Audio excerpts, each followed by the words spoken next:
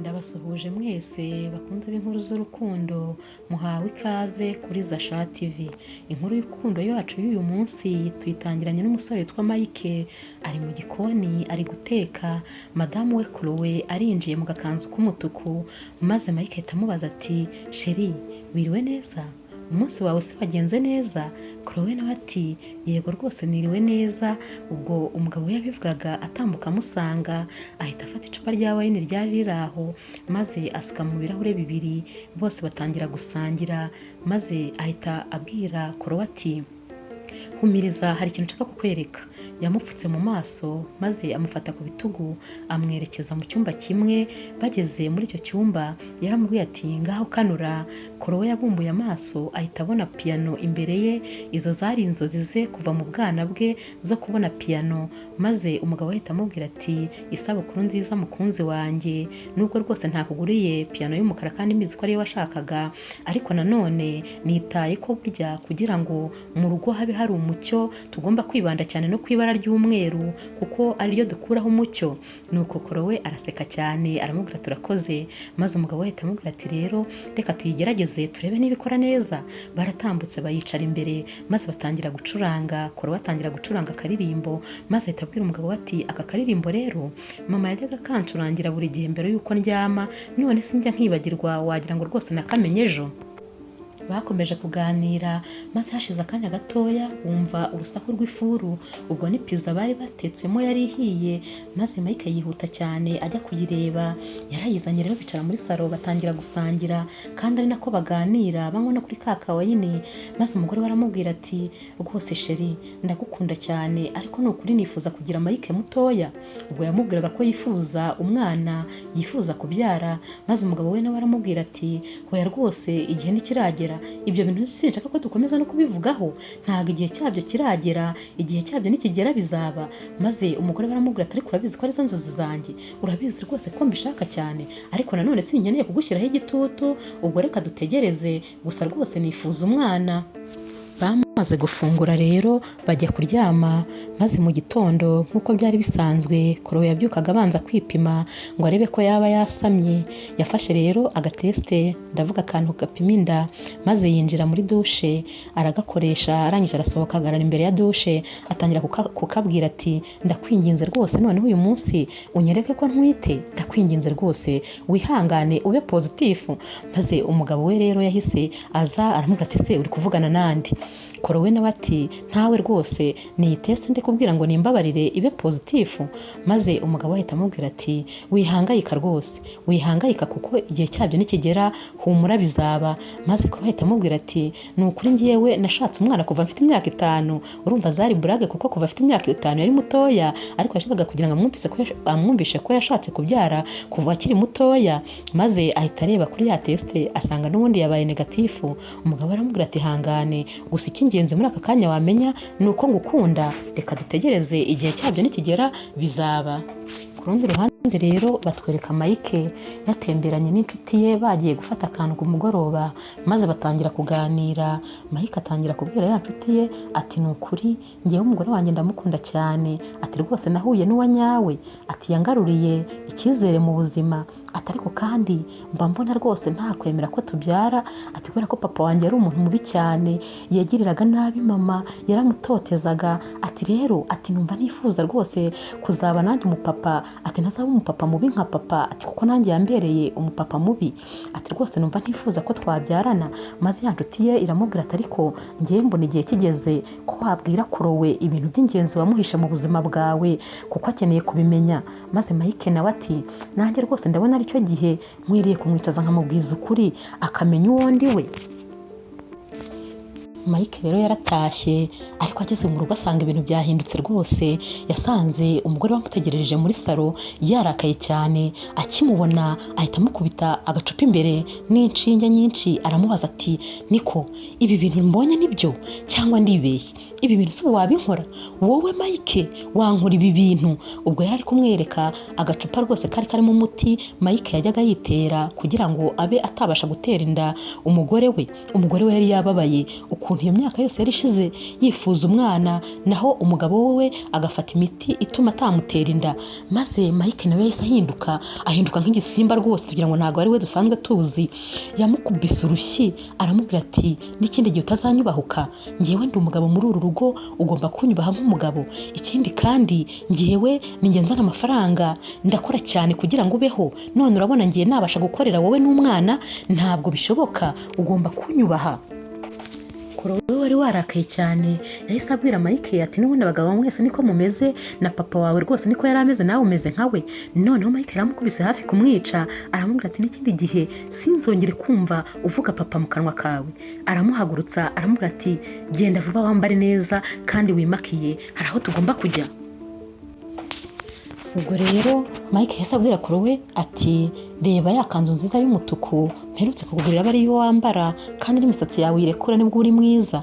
Maze ibyo byose Korowe yarabikoze, bajya mu birori, kandi Mike aramubwira ati uramenye ntihagire umuntu n'umwe umenya ko ufite ikibazo, useke nkaho nta cyabaye, uganiriza abantu bose nkaho nta cyabaye, kuko tugiye mu birori by'inshuti zanjye. Baragiye rero bageze mu birori, Korowe abigenza nk'uko umugabo yari yabimubwiye rwose, yigira nkaho nta cyabaye, ariyumanganya aganiriza inshuti za Mike anaseka. Noneho rero batashye, nanone ibyo byose byabaye ibibazo ko yaganiriye n'inshuti za Mike aseka. Bageze mu rugo, noneho Mike aramukubita yenda kumwica, ati gute wasekeraga inshuti zawe, ati bura n'abagabo bawe muncana inyuma. Yaramukubise yenda kumwica. Umugore ati nyamara ngewe nabikoraga uko wambwiye. Undi ati hoya, bakurebaga kandi bakurebanaga amaso y'urukundo, nabonaga rwose musa nkaho hari ibindi muziranyeho. Nuko rero rwose uhereye uwo munsi ibyari urukundo mu nzu kwa Mike byatangiye kuba noneho umuriro waka.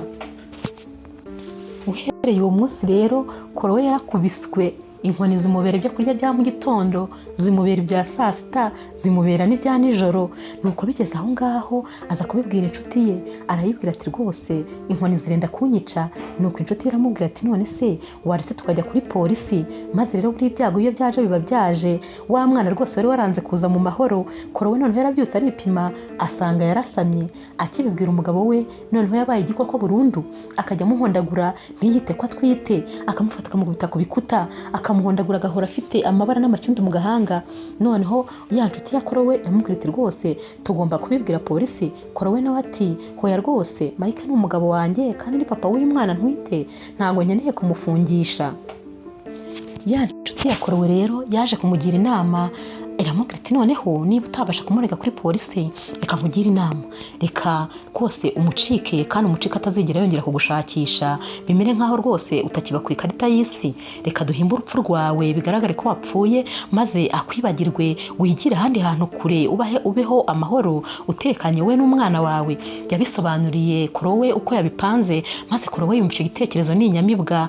Iyo nshuti ya Korowe rero yakoraga ku bitaro, maze bashaka umuntu w'umuganga, ariko utari umuganga yawa nyawe, ni uwo bari bishyuye kugira ngo yigire umuganga. Baramubwira bati wowe ni wowe uri buze kubwira Mike ayo makuru y'uko umugore we yapfuye. Korowe rero yasohotse mu rugo, afata varize, abwira umugabo ati rero ubu ngubu ndagiye, kandi rwose ndi burare ku nshuti yanjye sindi bugaruke. Umugabo we wari usigaye ugira umunabi ndetse n'amahane, yaramufashe atangira kumunigagura ati nta soni, ibi bintu byose nagukoreye ubu birenze aho uragiye uransize njyenyine, ntabwo bishoboka, nta hantu hamwe uzigera ujya. Maze atangira kumuhondagura. Korowe sinzi ukuntu yaguye hasi, maze n'umugabo we aragwa. Wa Korowe amukubita umugeri ku mutwe, umugabo we arabarara. Maze Korowe ahaguruka yiruka, afata ya varize, afata n'urufunguzo rw'imodoka rwari ruraho, ariruka cyane yinjira mu modoka. Umugabo wamukurikiye asanga Korowe amaze kwatsa imodoka, ahita agenda. Ubwo rero yageze imbere, batwumvisha rwose nkaho rwose Korowe yakoze agisida, imodoka iragenda ikikubita ku kintu, maze agahita ajya kwa muganga akiyandikisha ko rwose yinjiye kwa muganga kwivuza. Maze ya nshuti ye ikabijyamo ibintu byose, Korowe agahita yigendera, kuko mu by'ukuri ntabwo aba yapfuye, ntabwo aba yakomeretse. Wa muganga rero ahita aza, umwe bari bishyuye amafaranga, akabwira Mike n'inshuti ya Korowe ati Korowe yapfuye, ndetse niba ushaka kumureba umurebe. Bamwereka ku gatanda rero kari karyamyeho umuntu, ariko akamurebera kure. Mike yahita agenda arira cyane, akavuga ati nzabaho nte ko ntabasha kubaho ubuzima ahantu Korowe atari. Nuko rero Mike ahita agenda rwose yihebye, yumva ko Korowe yapfuye. Korowe nawe agahita agenda akajya mu yindi karitsiye ya kure.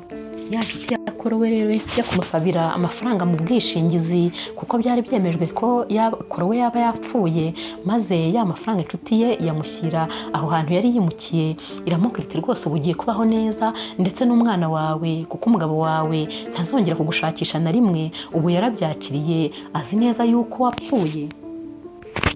Yatangiye rero rwose kubaho neza nta rusaku rw'umugabo we yumva, maze umunsi umwe rero mu gitondo cya kare yagiye kumva yumva abantu barakomanze, maze ajya gufungura asanga ku muryango ni umusore rwose w'ibigango wari uri kumwe n'umwana ufite akantu k'akabuwate, maze uwo musore aramubwira ati nitwa Alex, ndi umuturanyi wawe, uyu ni umwana wanjye, ubu rero turi gukusanya inkunga ku ishuri babatumye yo gufasha abana batishoboye, none rero nahisemo kumufasha kugira ngo rwose tugende tuyikusanya mu baturanyi, niyo mpamvu twari tuje hano.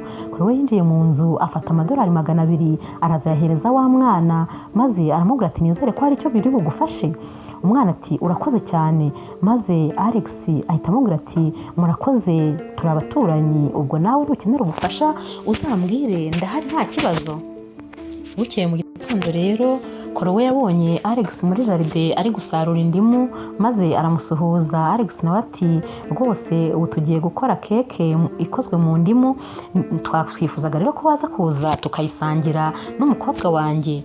Korowe yarabwiye ati nta kibazo rwose ku mugoroba ndi buze. Nawe rero yaragiye akora ice cream, arangije arayijyana, arababwira ati ntago twari kurya keke tudafite na ice cream. Barariye rero barishima baraganira, maze Korowe atangira kumubaza ati se uyu mwana nta mama wagira?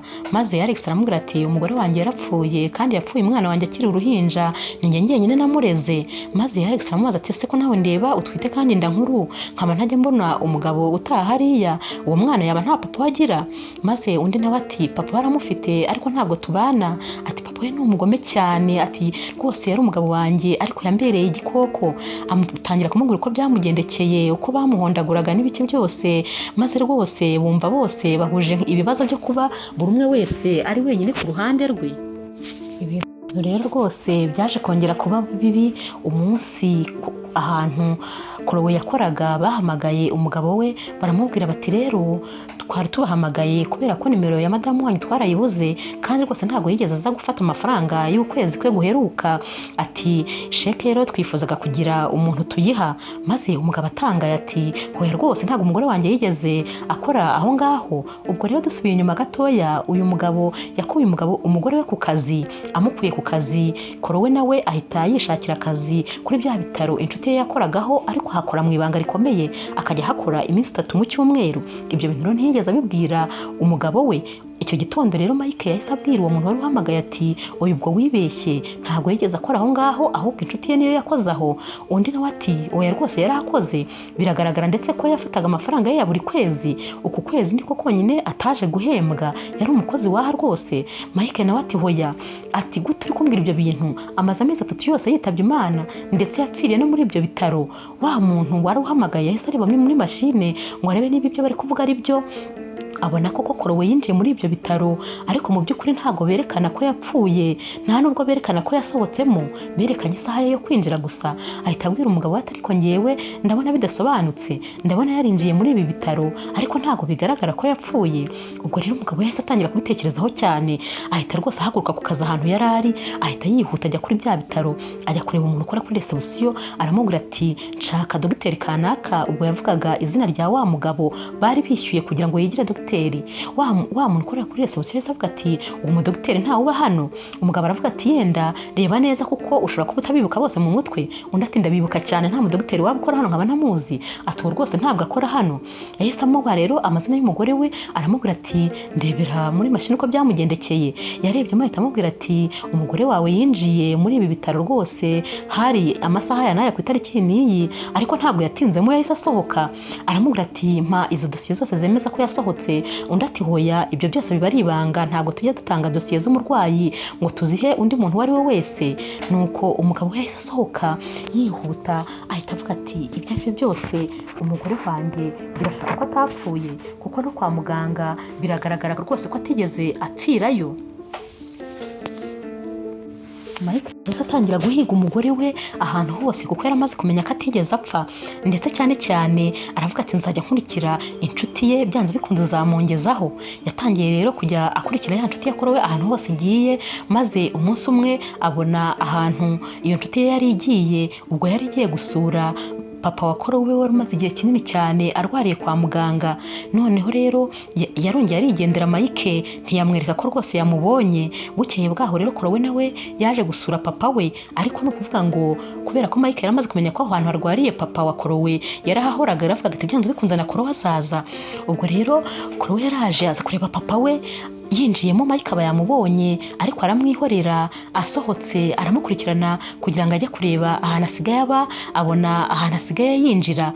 Yakomeje kumucungira hafi aho, maze anabona ko kandi asigaye akundana na Alex, kuko uko babaga bari kumwe kose, uko basomanaga, uko bararanaga, yabaga amureba arebera mu idirishya.